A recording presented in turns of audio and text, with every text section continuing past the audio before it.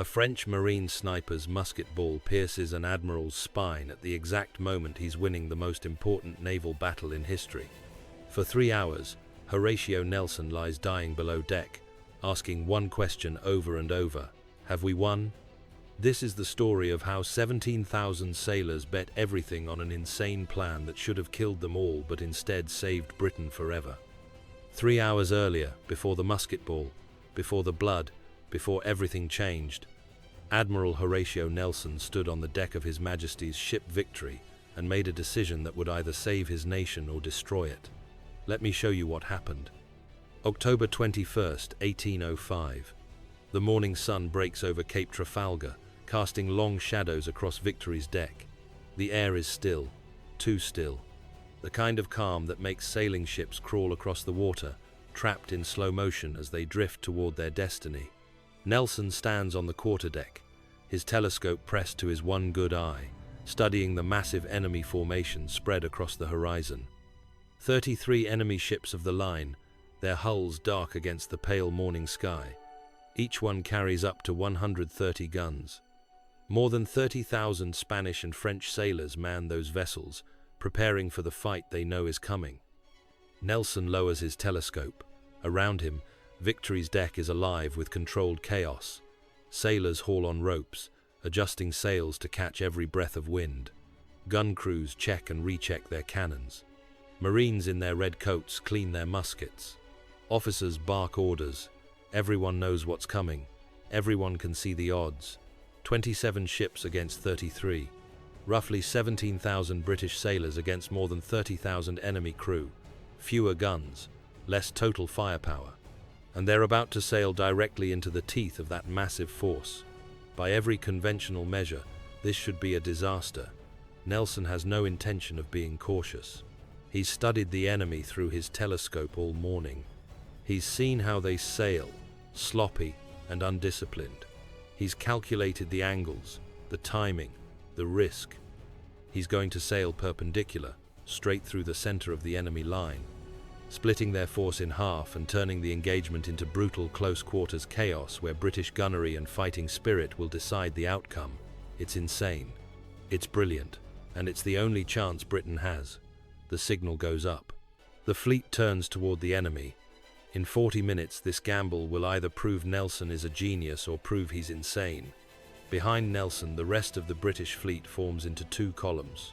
Nelson commands the northern column aboard Victory.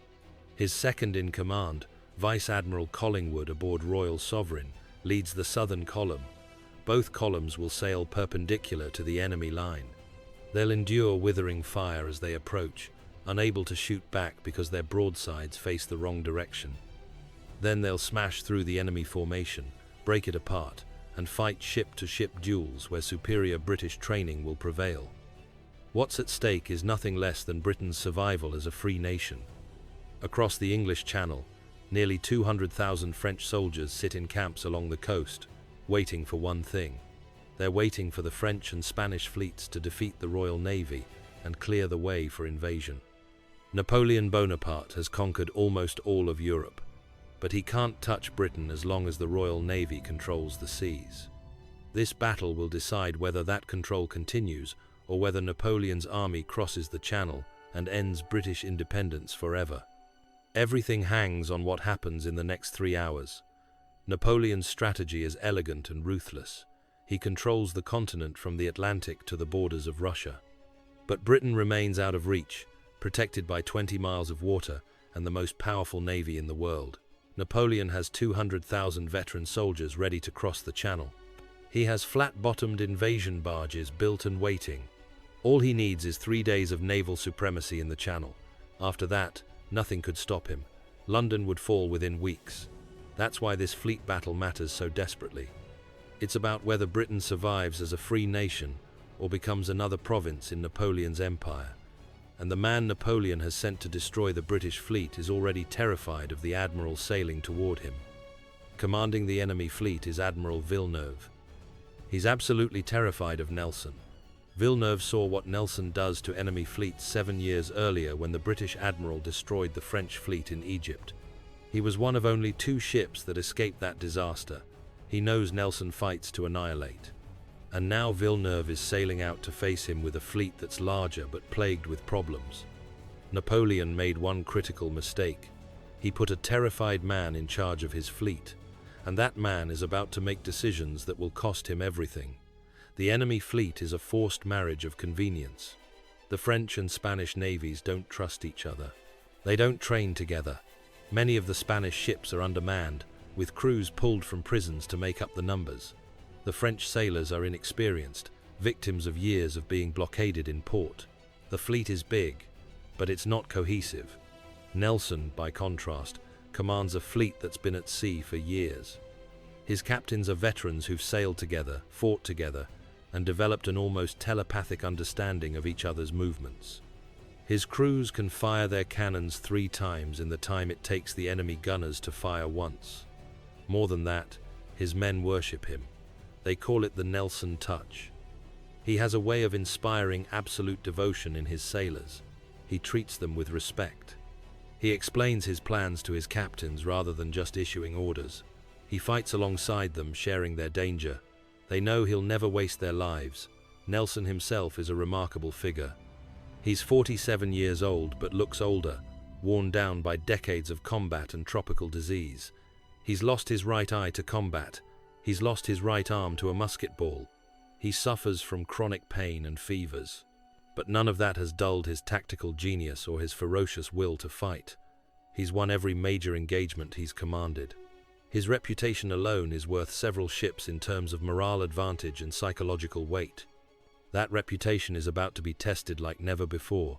Napoleon has spent months trying to concentrate his scattered naval forces. The plan was for the combined fleet to draw the British away from Europe, then race back and clear the Channel for invasion. But the plan fell apart. Nelson chased them across the Atlantic and back. Napoleon, furious at the delay, gave Villeneuve an ultimatum: break out and fight or be replaced. Villeneuve chose to fight.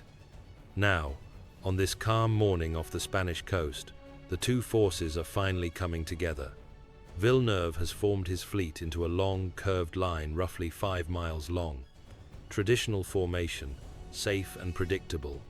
But as the British fleet begins its approach, Villeneuve realizes with growing dread that the British aren't forming a parallel line. They're coming straight at him.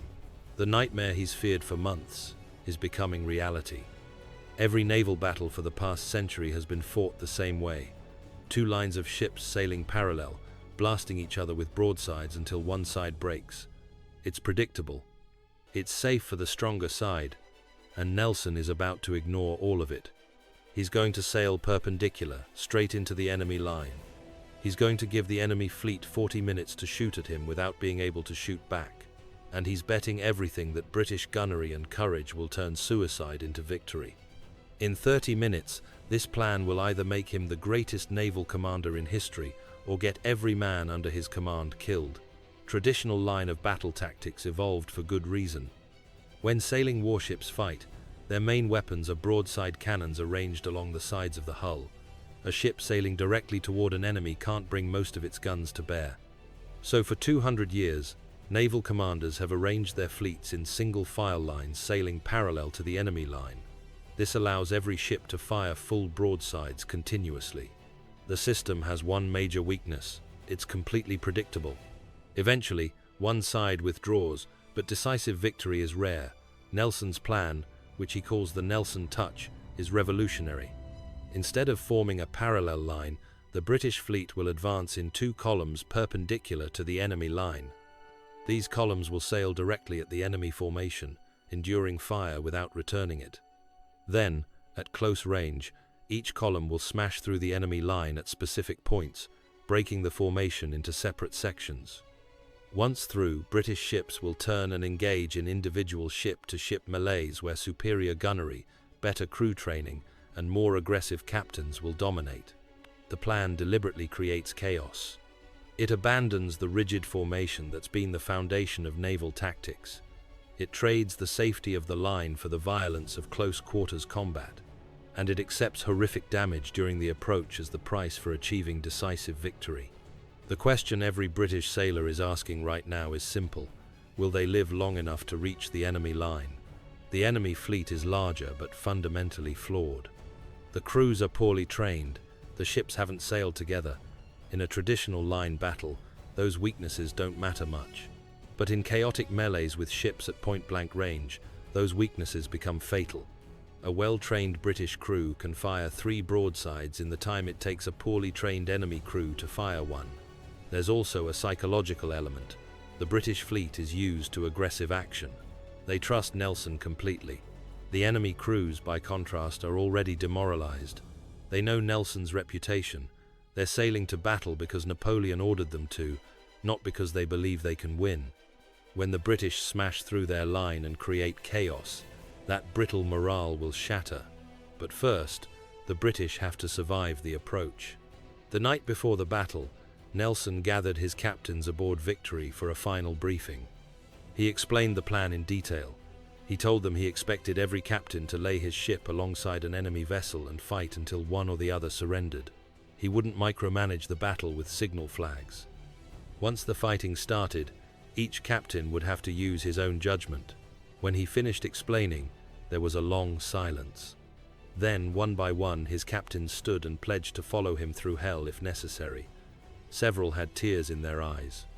Now, as dawn breaks on October 21st and the signal flags climb Victory's mast, that plan becomes reality. England expects that every man will do his duty. The message ripples through the fleet. Sailors cheer despite knowing what's coming. Surgeons set out their saws and tourniquets in the dark, blood-soaked spaces below deck. Marines prime their muskets and fix their bayonets. Nelson himself is oddly calm. He's written his own final letters. He's made his will. If this is his last day, he's ready for it. He walks the deck of Victory, speaking to the sailors, offering words of encouragement, projecting absolute confidence. His presence alone steadies nerves. Around his neck he wears 4 of his most prestigious medals. His uniform coat displays all his decorations. His officers begged him this morning to change into something less conspicuous, something that wouldn't make him an easy target for enemy sharpshooters. He refused. If this is his last battle, he'll face it as an Admiral of England. In 3 hours, that decision will kill him. The British fleet turns toward the enemy. The 2 columns begin their approach. The wind is light, barely enough to move the ships. They'll crawl toward the enemy line at walking pace, taking more than an hour to cover the distance. An hour of sailing into the storm. An hour of waiting for the killing to begin. If both columns break through at their designated points, they'll split the enemy fleet into 3 sections. The middle section will be surrounded and destroyed. It's a perfect plan, if it works. If the leading ships survive the approach, if the British crews maintain their nerve, the gamble is on. The countdown to glory or death has begun. For 40 minutes, Victory sails directly toward the enemy flagship, while hostile ships pour cannon fire into her bow. The British can't shoot back. Their guns point sideways, useless while they're sailing straight ahead. Men are torn apart on the deck. The ship's wheel is shattered by a cannonball, forcing the crew to steer with emergency tackles rigged directly to the rudder below. Sails are ripped to shreds. Sections of rail explode into splinters. A Marine standing near Nelson has his head taken off by a cannonball. The body remains standing for a moment before collapsing. Nelson barely flinches. He continues his slow, deliberate walk along the quarterdeck, refusing to take cover, refusing to show anything but calm confidence. Every second feels like an hour, and still they sail forward. The noise is overwhelming, the crack of enemy cannons, the shriek of iron shot tearing through the air, the crash of impacts into Victory's heavy oak hull, the screams of wounded men.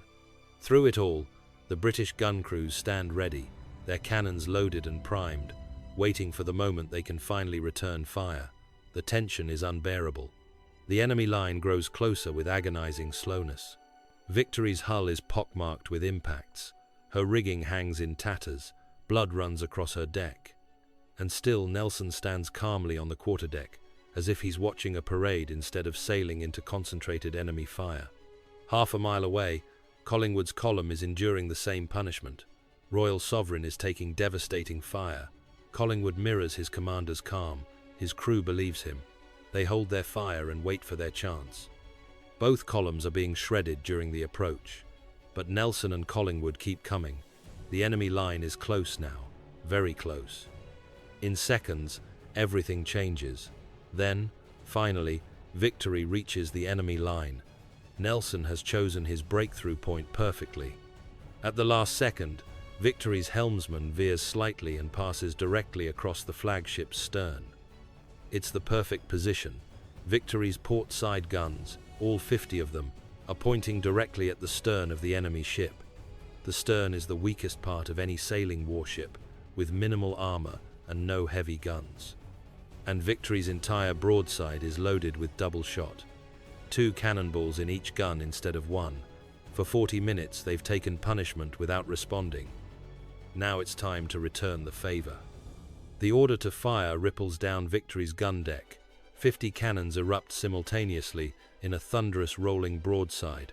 The result is catastrophic. The double-shotted broadside rakes the entire length of the enemy flagship from stern to bow. Cannons are torn from their mountings. Deck beams shatter. Sailors are killed by dozens. In one terrible moment, the enemy flagship loses more than 200 men and nearly all its stern guns destroyed. The ship is effectively crippled. Victory crashes through the line. As she does, every gun on her starboard side fires into the next enemy ship. Now the British are through, and they can finally fight back. The battle turns into brutal, bloody chaos. And in that chaos, Nelson's gamble starts to pay off. But the cost is about to become personal. All along the enemy fleet's line, the same pattern repeats. British ships smash through at multiple points, raking enemy vessels from stern to bow, then turning to engage in point-blank duels. Royal Sovereign is the first through in Collingwood's column, blasting a Spanish ship with a devastating broadside before pulling alongside for a vicious close-range fight. Ship after ship follows through the gaps, each captain choosing his target and laying alongside to slug it out. The formation Nelson wanted to destroy is gone. The enemy fleet fractures into dozens of individual battles. Ships are so close that their hulls grind together. Gun muzzles are pushed directly against enemy hulls before firing. Marines in the rigging shoot down at enemy decks. The air is thick with smoke. The noise is beyond description. Thousands of cannons firing. Men screaming. Wood splintering. And everywhere, British gunnery superiority shows itself. The well-trained crews are firing 3 broadsides to every 2 from the enemy, sometimes 3 to 1. The cumulative damage is devastating. Enemy ships are being pounded into helplessness, their crews decimated, their hulls shattered, their masts crashing down. The chaos Nelson planned for is working exactly as he predicted. Victory is locked in a brutal fight with a smaller but aggressive French ship. The 2 vessels are so close that their yardarms are tangled together. Enemy Marines in the rigging pour musket fire down onto Victory's decks. The French are trying to swarm across and take Victory by storm. Victory's larger guns are tearing the French ship apart below the waterline, but the enemy refuses to surrender. Nearby, another British ship comes to Victory's aid, pulling alongside the French ship's other side. Now the enemy is caught between 2 British vessels, taking broadsides from both sides simultaneously. The French ship's masts collapse. Her hull is shattered. Hundreds of her crew are dead or wounded. Across the smoky battlefield, similar scenes play out. One by one, the ships of the enemy fleet are overwhelmed. The battle is being won. Nelson's insane plan is working. But Victory is about to demand the ultimate price. Villeneuve, aboard his crippled flagship, watches his fleet disintegrate. His carefully maintained line is gone. His ships are fighting and dying individually, exactly the scenario he wanted to avoid. The signal flags are useless in the smoke and chaos. His own ship is helpless, surrounded by British vessels.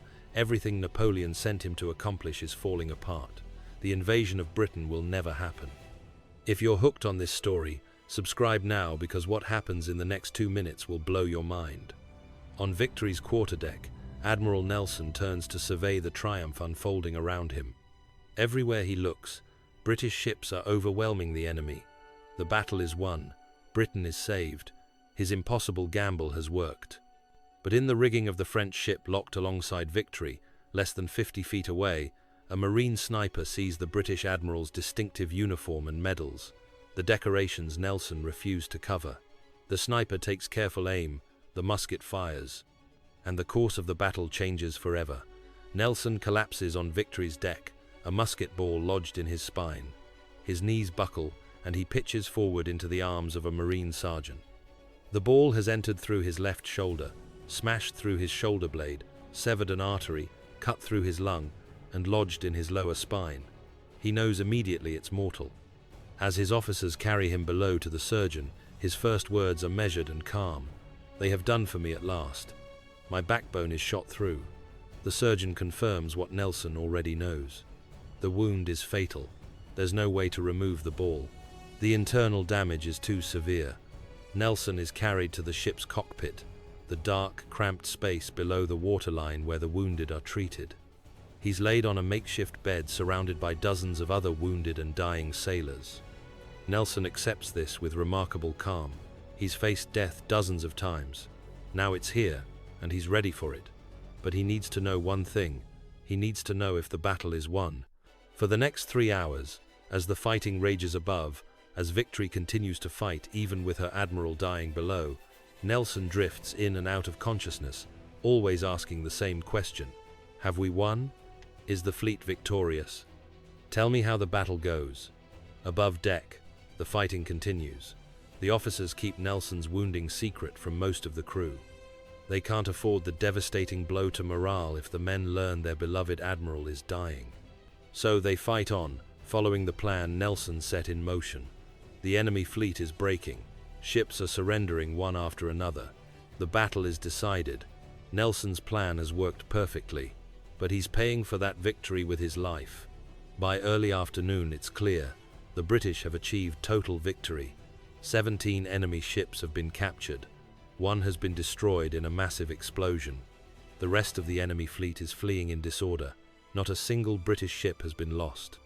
British losses are around 450 dead and over 1,000 wounded. Enemy losses are over 4,000 dead and more than 2,000 wounded. It's not a battle, it's an annihilation. Down in Victory's cockpit, Nelson's flag captain finally has a chance to visit the dying admiral. He brings news of the victory. 17 enemy ships captured. The enemy fleet destroyed as a fighting force. Total triumph. Nelson's response is weak but satisfied. He's done his duty. England is safe. The invasion will never come. He asks his captain to take care of the woman he loves. He gives final instructions about his command. Then, surrounded by the wounded and dying men he commanded, Horatio Nelson dies. His last words are simple and final. "Thank God I've done my duty." Nelson died at 4:30 in the afternoon. By then, the British had captured 17 enemy ships and shattered Napoleon's invasion plans forever. The hero who saved Britain never lived to see the nation celebrate. The news reaches England. The nation erupts in a strange mixture of jubilation and grief. Napoleon's invasion plans are finished. French naval power is broken. But the cost is the greatest hero the Royal Navy has ever produced. For Napoleon, the disaster is strategic catastrophe. He abandons his invasion plans immediately. Britain is safe. The nightmare of French occupation will never happen. Britain will remain unconquered, her naval supremacy unchallenged. The battle proves that Napoleon, for all his military genius on land, cannot defeat the Royal Navy. Today, Nelson's column stands in London's Trafalgar Square, 169 feet tall, watching over the city he died to protect. At the top, Nelson's statue looks south toward the sea he mastered, toward the waters off Spain where he fought his last battle. Millions of people pass through the square every year. Most don't realize they're walking through a memorial to the day one man's genius and courage saved their nation. The battle Nelson won with an insane gamble broke Napoleon's naval power forever and secured Britain as a global force for the next century. Without this victory, the map of Europe would look completely different. Britain might have been invaded and conquered.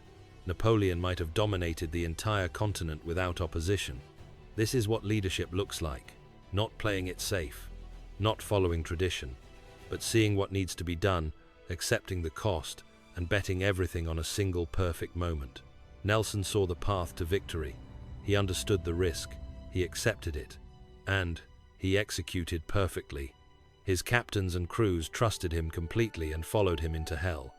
Together, they achieved one of the most decisive military victories in history. 450 British sailors died that day. Thousands more were wounded. Every ship in the British fleet was damaged, but that sacrifice secured something precious. It secured freedom. It secured the ability of a nation to determine its own future. That's what makes this battle more than just a naval engagement. It's a reminder that freedom is never guaranteed, that it must be defended, sometimes at terrible cost, by people willing to stand against impossible odds. Nelson and his sailors knew all of this.